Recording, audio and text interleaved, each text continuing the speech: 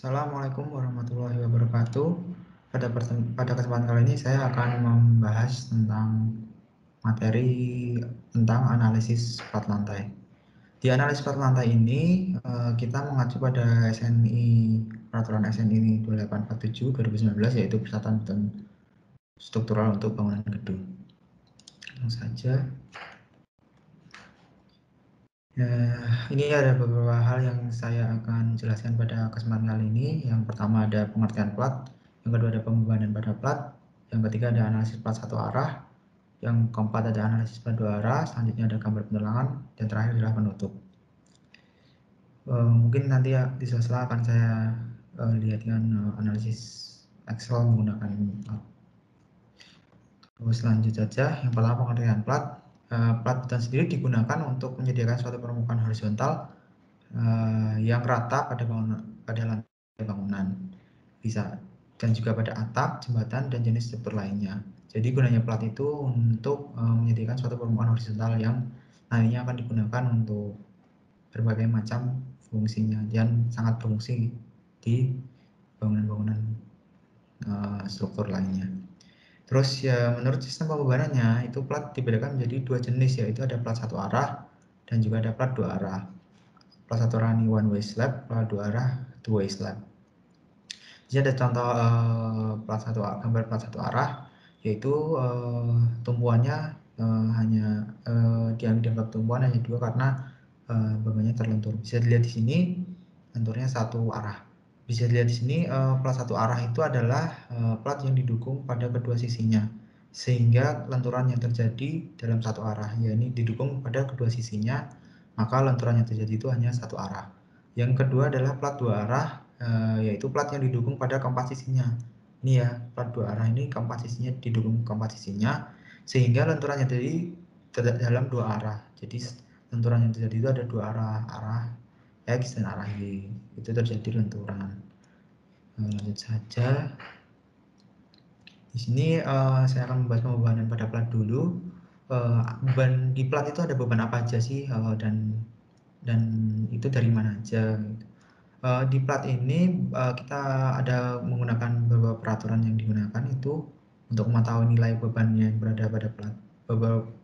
Ini ada 4 yang saya ketahui, mungkin nanti kalau ada yang lain bisa ditambahkan. Ini yang saya ketahui saja. Yang pertama ada PPRG 1987. Ini pedoman perencanaan pembebanan untuk rumah dan gedung diterbitkan oleh PU.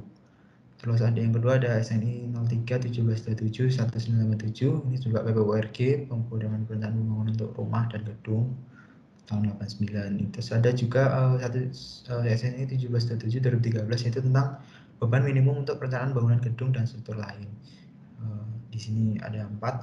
Yang terakhir ada RSNI 1717 2018. Ini tentang sama seperti ini pembaruan, tapi yang revisi RSNI, beban desain minimum untuk dan kriteria terkait untuk bangunan gedung dan struktur lain. Di sini kita untuk pedoman perencanaan ini dan beban desain minimum ini yang 1717 ini untuk mencari beban matinya, dan di sini untuk mencari beban mati tambahan, dan di sini untuk mencari beban hidupnya. Ada 3 beban yang bekerja pada plat, yaitu beban mati atau dead load, beban mati tambahan additional dead load, dan beban hidup atau life load yang kita dapat dari SNI 1717 2013. Untuk yang beban mati dead load ini adalah beban yang dimaksud adalah berat struktur itu sendiri. Jika plat dengan tebal 100, ini ada contohnya. Jadi beban berat itu struktur itu sendiri, kalau ada tebal plat 130 berarti tinggal dikali dengan berat jenisnya, maka didapat dead load-nya berapa. Terus selanjutnya ada beban mati tambahan. Beban mati tambahan ini adalah beban permanen tambahan yang ditambahkan pada plat beton bertulang, semisal ada spasi, pasir, dan keramik. Jadi beban mati yang bersifat permanen atau beberapa aksesoris yang ditambahkan pada plat dan bersifat permanen atau menetap di tempat itu, di satu tempat di plat itu. Jadi kayak keramik, pasir, dan lain-lain itu kita cari di PPWRG dan beban desain minimum dan FORG biasanya ada beban pasir berapa, keramik berapa, di situ bisa dicari berapa nilainya. Terus ada beban hidup, yaitu beban yang bersifat sementara. Beban hidup kalau tadi permanen, kalau tadi beban mati ini bersifat permanen, kalau beban hidup ini bersifat sementara. Beban hidup ini diatur dalam SNI 17/7/2013 pada tabel 4.1 tentang konsep beban hidup pada plat lantai. Konsep beban hidup pada plat lantai ini mengarah pada fungsi ruang plat yang akan dipakai. Biasanya ketika fungsinya ruang komputer atau fungsinya gudang, itu bebannya ada, itu bisa dicek di SNI 17/7/2013 pada tabel 4.1. Untuk beban, terus dari beban mati deadload dan beban mati tambahan atau ADL, additional deadload, kita dapat sebesar kita tinggal ditambahkan saja, kita dapat QD dan beban hidup QL. Kita di sini sudah tabelnya sudah satuannya sudah ada. Ini bersifat area ya, per meter, jadi gaya per meter area. Sudah, kalau di sini tabel ini udah ada dalam bentuk km per meter kubik, jadi kita olah data QD dan QL ini menjadi QU. QU ini dihitung dengan kombinasi pembebanan 1,2 QD ditambah 1,6 QL.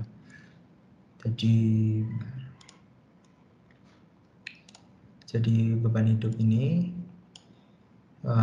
adalah QL. QL ini akan diolah menjadi QU, kita masukkan ke ini QL, ke kombinasi pembebanan. QU dihitung dengan kombinasi pembebanan 1,2 QL. Dan QD ini tinggal ditambahkan menjadi QD. QD ini kita masukkan ke kombinasi QU. Kita dapatkan QU kita olah menjadi MO. Yang hasil akhirnya adalah MO. Ini adalah pembebanan pada plat, konsep pembebanan pada plat. Terus selanjutnya plat satu arah. Menurut tadi sudah jelas, menurut pembebanannya plat dibagi menjadi satu arah dan dua arah. Kenapa kok satu arah? Di sini dijelaskan pada kategori plat satu arah. Apabila sebuah plat memiliki perbandingan antara bentang panjang terhadap bentang pendeknya lebih besar atau sama dengan 2, maka sebagian besar beban akan didistribusikan oleh plat dalam satu arah, yaitu ke arah tumpuan dan disebut sebagai sistem plat satu arah. Jadi seperti gambar tadi ya, sudah dijelaskan, maka terdistribusi ke dua tumpuannya dan dalam satu arah. Ini bisa dilihat kenapa kok bisa satu arah, karena LY per LX lebih dari 2, maka termasuk plat satu arah. LY ini bisa dilihat, LY itu adalah bentang panjang ini, sedangkan LX ini adalah bentang pendeknya. Jika ada plat dengan dimensi 5 kali 6, berarti 5 itu adalah LY dan 4 itu adalah 5 kali 4, maka 5 itu adalah LY, 4 meternya adalah LX. Kalau 10 kali 5 berarti LY-nya itu adalah 10, LX-nya adalah 5. Terus yang selanjutnya adalah parameter penting dalam mendesain plat satu arah, itu ada ketebalan minimum. Di sini diatur dalam SNI 2847/2019 tabel 7.3.1.1. Terus di tabel ini dilihat juga jenis plat yang digunakan, apakah plat tegang atau non plat tegang dan lain sebagainya. Ada banyak jenis plat. Di sini saya ambil satu aja. Contohnya adalah plat solid satu arah non plat tegang. Di sini bisa dilihat ketebalan minimum ini diatur berdasarkan kondisi tumpuan dan juga mutu betonnya berapa. Kondisi tumpuannya apa dan mutu betonnya berapa. Mutu beton dan FY-nya dan tulangannya, FY-nya dan tulangan titik lelehnya berapa. Di sini angka ini untuk tumpuannya berapa sudah diatur, tinggal L per 20L ini adalah bentang terpanjangnya. Jadi bentang terpanjang berapa, tinggal kita misalkan 5 meter, kita jadikan mili, 5000 dibagi misalkan satu ujung terus dibagi 24. Terus FY ini adalah angka ini berlaku untuk berat beton normal atau FY sama dengan 400 dan FY sama dengan 420 MPa. Nah, ini berlaku untuk berat beton normal dan FY-nya 420. Nah, ini untuk kalau lebih, ya ini ya, diatur di pasal ini yang isinya ini. Untuk FY lebih dari 420 MPa, nilai persamaan tabel ini, nilai persamaan ini tergantung kondisinya apa, persamaan ini harus dikalikan dengan 0,4 tambah FY per 700. Jadi nilai ini, misalnya L per 24 ini dikalikan dengan 0,4 FY per 700 untuk yang lebih dari 420 MPa. Yang ketiga ada selimut beton ini harus lebih dari 20 mm atau 2 cm. Untuk plat yang tidak berhubungan langsung dengan cuaca dan tanah secara tebal juga diatur dalam SNI 2847 2019, yaitu persyaratan tebal tebal selimut beton. Nah, ini contohnya, saya ambil contoh plat dengan tabel 26.1.3.1. Ini di sini contohnya adalah struktur beton non plat tegang yang dicor di tempat. Kalian juga sama seperti ini, juga lihat kategori yang jenis beton yang digunakan itu apa. Saya ambil contoh ini. Di sini bisa lihat paparannya itu apa, apakah dicor atau dicor secara permanen dan kontak dengan tanah, atau terpapar cuaca atau tidak terpapar dengan cuaca, atau kontak dengan tanah, atau tidak terpapar atau terkontak dengan tanah. Misalkan kita misalkan tidak terpapar dengan cuaca, kita lihat sini plat, kita ikut yang plat dengan, terus kita lihat tulangannya lagi, tulangannya pakai apa, misalkan D16 berarti kategori yang batang D36 dan yang lebih kecil, berarti 36 ke bawah. Misalnya kita ngomongkan D16, maka kita ikut D36 ke bawah ini mendapat ketebalan selimut minimumnya adalah 20. Untuk yang tidak terpapar, kok terpapar cuaca ini bisa 50, bisa 40, tergantung tulangannya digunakan. Terus yang keempat ini ada tulangan susut dan suhu.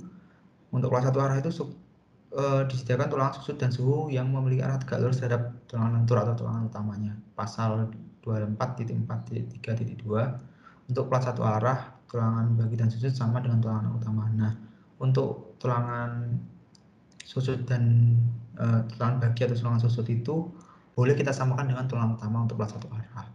Terus perhitungan AS min diatur dalam tabel 7.6.1, yaitu AS min untuk plat satu arah non prategang.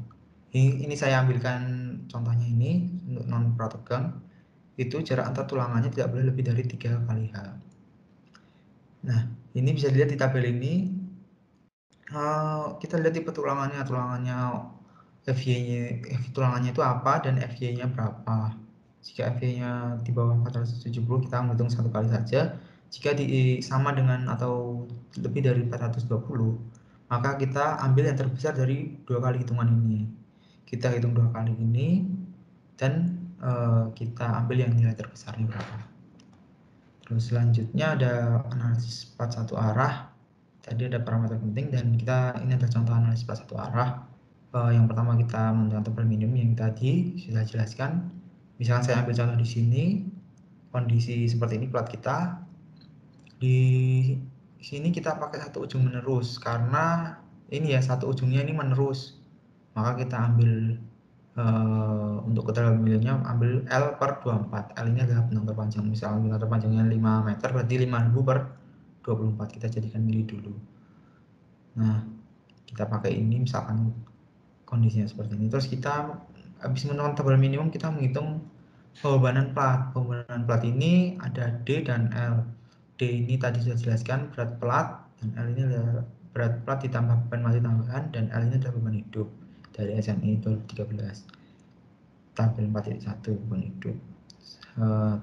Tinggal untuk berat plat ini tinggal tebal dikali BJ beton bertulangnya berapa, 2400 kg per meter kubik. Jadiin KN ya 24 KN per M pangkat 3 ya jadi 24.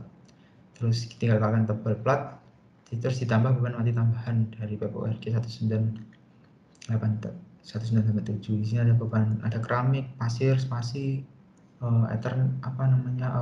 kayak mechanical, electrical dan lain-lain. Nah, di sini setelah mendapatkan D dan L, kita hitung QU sama kayak tadi. QU itu adalah dengan kombinasi pembebanan 1,2 D ditambah 1,6 L. D ini adalah berat plat ditambah beban mati tambahan, L ini adalah beban hidup. Terus kita menghitung momen dan tulangannya. Hitung MU dulu. Kita menentukan koefisien ini ya. Nah, ini adalah koefisiennya. Jadi ini koefisien di tumbuhan, dan lapangan.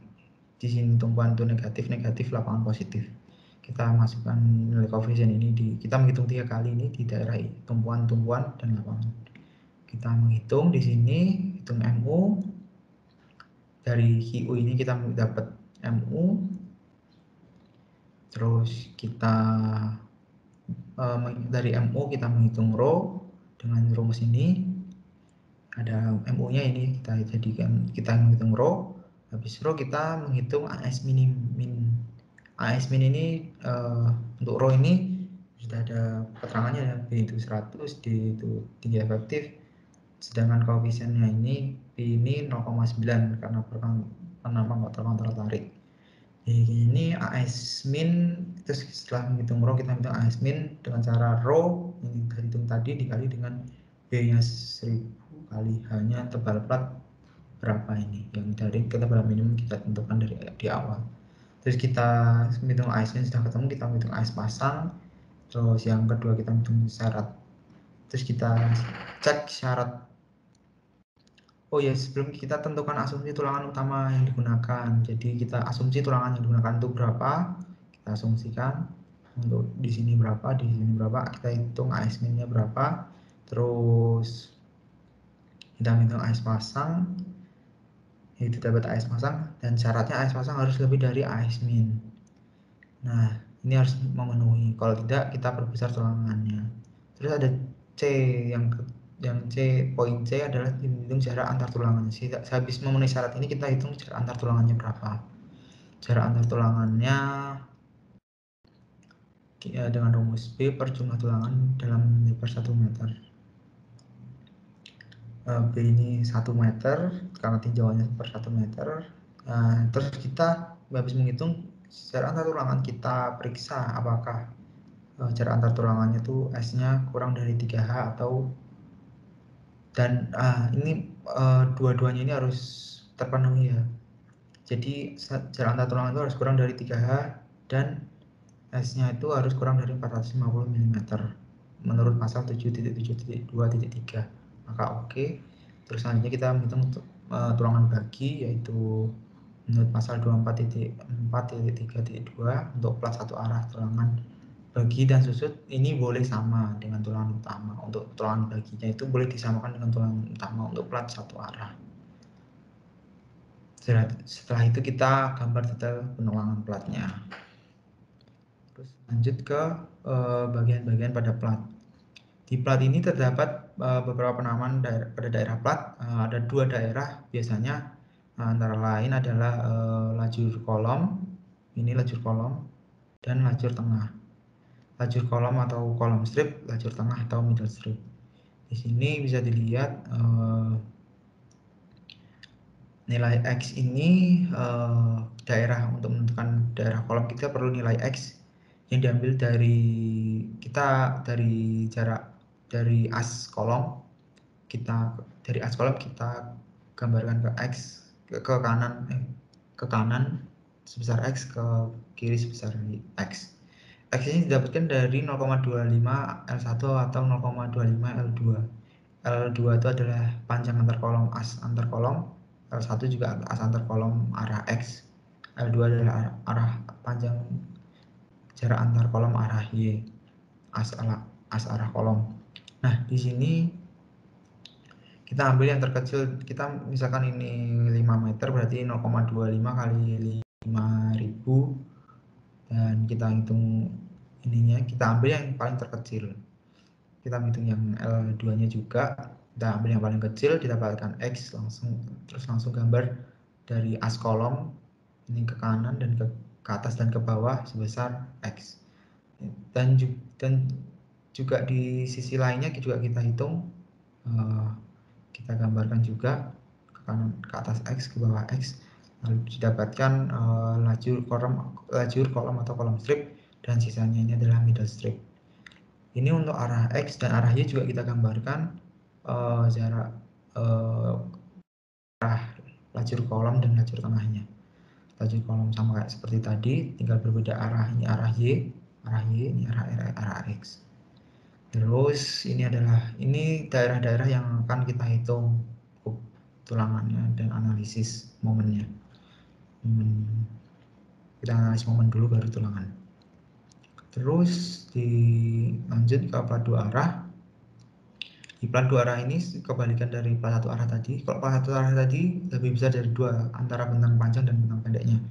Bentang untuk plat, makanya bentuknya plat satu arah itu lebih seperti memanjang. Kalau plat dua arah ini lebih ke seperti, karena hampir sama bentang panjang dan bentang pendeknya, maka kita kategorikan jadi plat dua arah. Di sini syaratnya kebalikan dari plat satu arah tadi. Jika LY per LX kurang dari 2, maka termasuk plat satu arah. Plat dua arah ini, maaf tipu. Terus untuk LY ini sama seperti tadi, bentang terpanjang, dan ini bentang terpendek. Untuk plat dua arah ini bentuknya lebih seperti hampir sama persegi ya, hampir seperti persegi karena namanya pendeknya sama. Dan ada hal-hal penting yang kita analisis pada plat dua arah. Yang pertama ini syaratnya, yaitu LY per LX harus lebih dari 2. Terus kita memperhitungkan syarat dan parameter sebagai berikut. Dalam analisis plat dua arah itu kita harus menghitung pertama adalah ketebalan minimum menurut pasal 8.3.1.2. Jadi di SNI 2847 2019 perencanaan bertulang pada bangunan gedung itu, plat satu arah dan dua arah itu terdapat di pasal, untuk plat satu arah terdapat di pasal 7 bisa dilihat, dan plat dua arah terdapat di pasal 8. Terus di sini ketebalan minimum plat dua arah itu untuk mencegah terjadinya lunturan berlebih. Jadi ketebalan minimum ini untuk mencegah terjadinya lunturan berlebih. Terus nomor 2 ini ada menghitung batasan luntan plat. Yang ketiga ada luntan batasan tulangan, dan keempat periksa geser dua arah, ada jarak D per 2 dari muka kolom, dan kelima adalah periksa geser satu arah dari jarak D muka kolom. Untuk batasan lanjutan ini didapat di tabel 24.2.2 SNI 2847/2019, dan batasan tulangan pada pasal 8.6 tabel 8.6.1.1 SNI 2847/2019. Ini ada ringkasan garis besar menghitung plat dua arah. Itu ada yang pertama sama seperti tadi, menghitung momen ultimate dari QU. Kemudian menghitung momennya menggunakan koefisien tumpuan ya, itu menggunakan kita menghitung di tadi 4 daerah tadi yang kolom strip, middle strip tadi. Kalau MLX itu arah X, momen lapangan arah X, MTX itu momen tumpuan arah X. Kalau tumpuan itu tadi kolom strip tadi yang di kolom strip atau lajur kolom, MLY lajur tengah atau middle strip atau lapangan. Ada arah X, arah untuk tumpuan lapangan ada arah X dan arah Y. Terus kita menghitung kontur tulangan. Di kontur tulangan kita menghitung parameter B dari beton berapa MPa, dan untuk menghitung nilai K. Di sini nilai K itu harus kurang dari K max, dan kita menentukan jarak antar tulangan yang syaratnya adalah S kurang dari 3H, dan untuk dua arah S kurang dari 2H.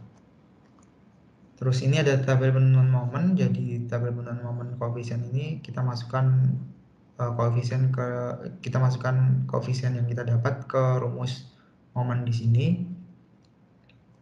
Jadi kita dapat menghitung momen yang terjadi di daerah-daerah tadi, tumpuan lapangan, kolom strip, middle strip. Terus di sini nilai koefisien tergantung dari nilai LY per LX-nya berapa. Jadi tergantung bentang panjang dan bentang pendeknya berapa, kita hitung, didapat nanti koefisiennya berapa. Dan juga tergantung dengan kondisi tumpuannya. Apakah tumpuannya terletak bebas atau terjepit penuh. Kalau biasanya sih menggunakan terjepit penuh, jadi terjepit di keempat sisinya yang menggunakan ini ya. Terus ini ada kolom untuk tabel lanjutan yang terletak bebas atau terjepit elastis. Lambangnya untuk terletak bebas itu garis satu saja, kalau menerus atau terjepit elastis itu 2 garis.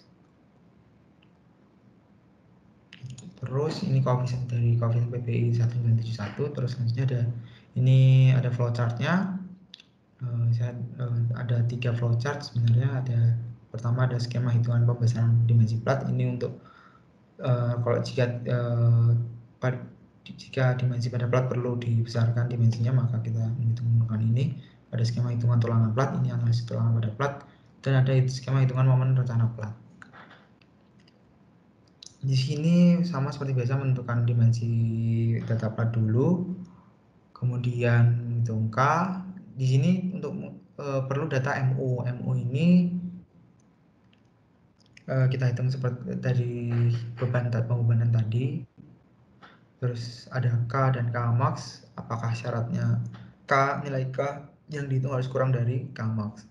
Jika tidak, maka kita harus memperbesar plat. Memperbesar plat ini harus kita masukin flowchart yang sebelah kanan ini. Di sini perlu dimensi plat, mutunya berapa, tulangannya terpasang berapa. Kita hitung di sini momennya berapa, momen yang didapatkan berapa, langsung kita masukkan ke sini lagi. Baru nanti syarat Kmax-nya terpenuhi, harus kurang dari Kmax. Terus kita menghitung A, terus kita menghitung tulangan bagi dan tulangan pokok, terus kita menghitung jarak antar tulangannya, kemudian kita dapat data-datanya selesai. Di sini ada untuk memperbesar plat itu bisa dihitung data dimensinya berapa, dihitung nilai K dan K max. Kita syaratnya terpenuhi atau tidak. Kalau tidak berarti dimensi perlu dibesar. Kalau iya berarti kita lanjut ke perhitungan tulangan. Gitu. Data-data outputnya adalah tulangannya berapa, jaraknya berapa, tulangan pokoknya berapa, jaraknya berapa, tulangan baginya berapa, jaraknya berapa. Terus yang terakhir ada analisis plat 2 arah dengan metode DDM.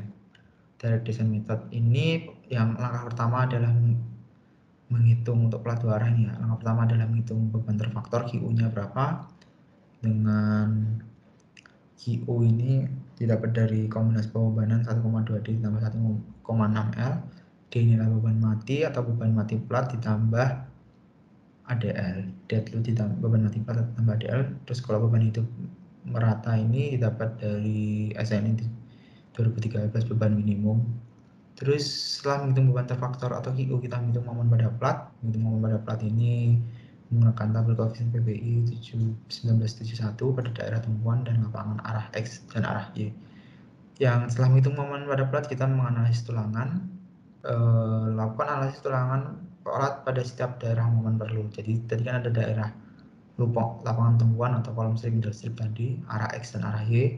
Kita akan menghitung juga momennya ini 4 kali ya, tumpuan arah X arah Y, lapangan arah X arah Y, middle strip, kolom strip. Middle strip di lapangan, kolom strip tumpuan. Terus kita menghitung, pertama untuk analisis tulangan kita kontrol tulangan yang digunakan, apakah AS lebih dari AS min. Setelah memenuhi syarat, maka kita menghitung jarak antar tulangannya menggunakan pasal 8.7.2.2. Untuk penambang kritis itu syaratnya adalah S kurang dari 2H dan S juga harus kurang dari 450 mm. Dan untuk penambang lainnya S kurang dari 3H dan S atau jarak antar tulangan itu harus kurang dari 450 mm. Terus di sini saya contohkan ada hitungan plat. Langsung coba kita masukkan saja. Untuk mutu betonnya pakai 25 MPa, untuk FY nya kita pakai 420 MPa. Kita coba menggunakan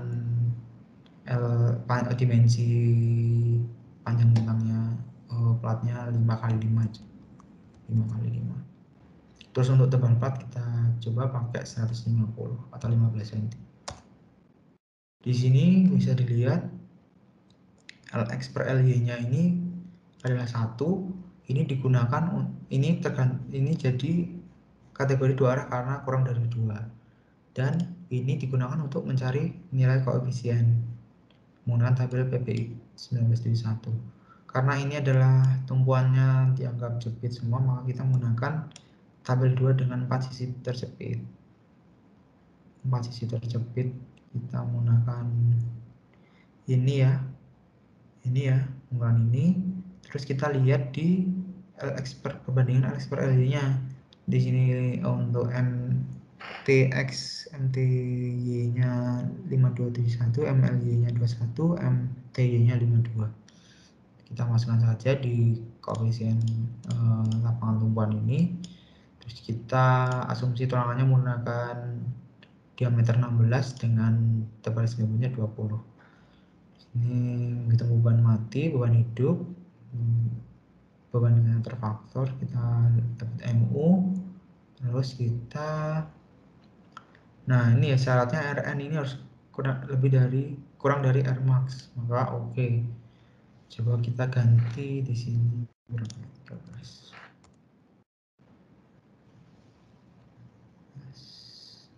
Nah, di sini bisa lihat untuk lendutannya ini bahaya ya. Untuk lendutan maka kita bisa perbesar selimut betonnya supaya lendutannya bisa terpenuhi, atau perbesar tebalnya, tebal platnya. Di sini bisa lihat kontrol lendutannya bahaya ya, maka kita harus perbesar tebal platnya, misalkan 200. Apakah sudah aman atau belum? Nah, ternyata aman ya. Makanya lendutan ini jika terjadi lendutan maka kita harus pertebal plat atau memperbesar diameternya atau selimutnya, karena di SNI 2847 2019 beton tulang itu disyaratkan tebal minimum untuk menghindari lendutan yang berlebihan. Makanya jika lendutan kontrol lendutannya melebihi dari batas izinnya, maka kita harus membesar tebal platnya. Itu saja untuk RN ini syarat tulangannya. Terus untuk ini adalah kontrol lendutannya aman atau tidak. Lanjut saja, kita setelah analisis tulangan plat, maka didapatkan tulangan plat dan jarak antar tulangannya berapa setiap daerah pada kolom pada tumpuan dan lapangan arah X, lapangan arah Y. Terus kita bisa gambarkan detailnya dan kontrolnya sudah aman. Itu saja dari saya. Terima kasih atas perhatiannya. Sampai jumpa di lain kesempatan. Sehat selalu, enjoy your day. Wassalamualaikum warahmatullahi wabarakatuh.